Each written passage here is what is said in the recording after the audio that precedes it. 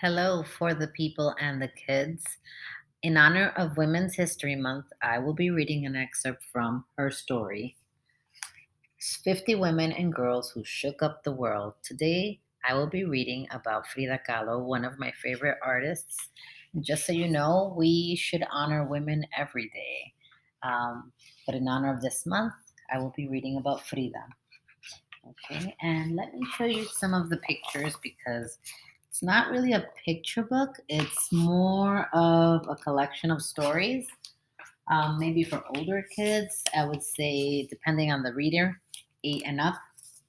So I'll read a little bit about Frida Kahlo, trailblazing Mexican painter and feminist hero. Happy childhood. Frida's German Jewish father, Guillermo, and her Mexican mother, Matilde, were loving parents who wanted their 4 daughters to follow their dreams.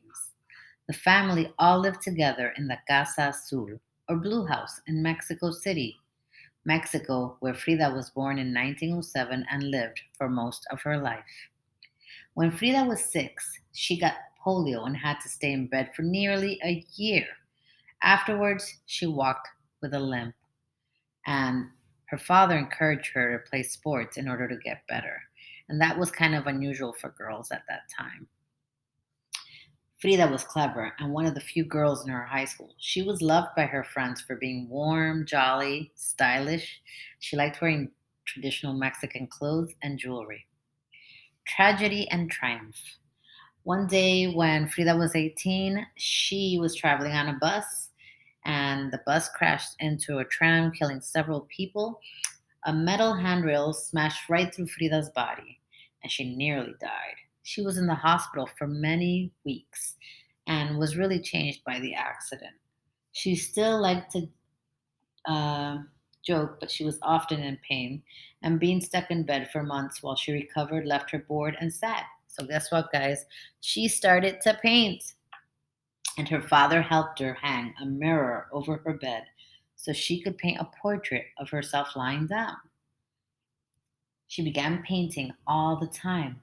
And once she was well enough to see people again, she met and fell in love with famous Mexican artist Diego Rivera. Frida called Diego, who was very big and not very handsome, sapo, which means toad in English, in Spanish.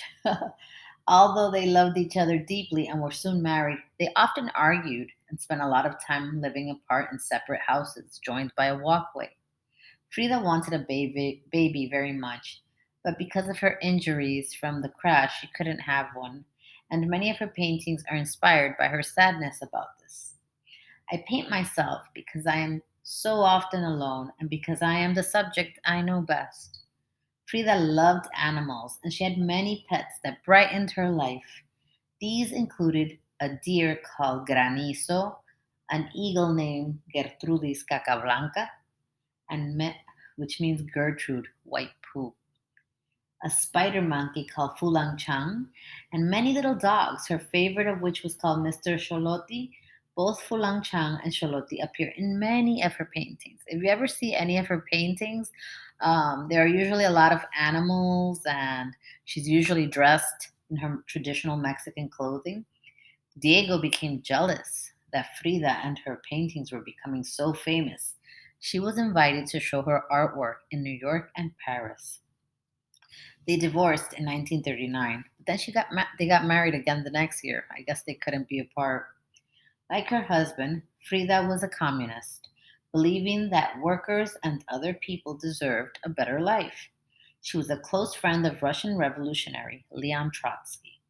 Unlike Diego, whose art was often about politics, Frida's artwork was more personal, although she also enjoyed painting about peace. Of her 143 paintings, 55 were self portraits.